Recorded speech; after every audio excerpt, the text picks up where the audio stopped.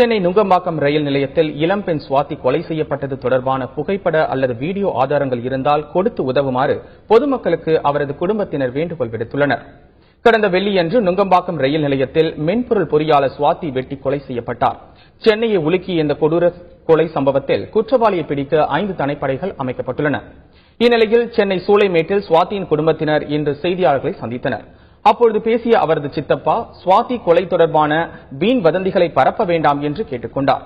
கொலை நடந்தபொழுது எடுக்கப்பட்ட புகைப்பட அல்லது வீடியோ ஆதாரங்களை யாரேனும் வைத்திருந்தால் காவல்துறைக்கு கொடுத்து குற்றவாளியை பிடிக்க உதவுமாறு அவர் வேண்டுகோள் விடுத்துள்ளார். பொதுமக்கள் பாத்தீங்கன்னா எத்தனையோ பயனாளிகள் அந்த இடத்துல பிளாட்பாரத்தில் இருந்திருப்பாங்க. இந்த அசம்பாவிதம் நடந்த டைம்ல இன்னைக்கு வாழ்க்கை முறையே நிறைய பேருக்கு மாறி இருக்கு. எது எடுத்தாலும் மொபைல்ல போட்டோ எடுக்கிற கல்ச்சர் நம்மளையும் அறியாம வந்திருக்கு.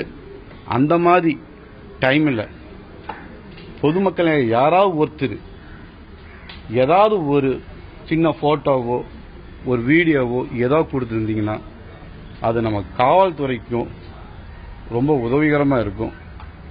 இந்த இப்ப பார்த்துட்டு இருக்கவங்க பொதுமக்களை நாம தான் சேர்ந்து சில விஷயங்களை நம்ம தடுத்தாக்கணும். இது மாதிரி உங்களுக்கு ஏதாவது எடுத்திருந்தால் தயவு செய்து அது சம்பந்தப்பட்ட துறைக்கு அனுப்பிச்சு இந்த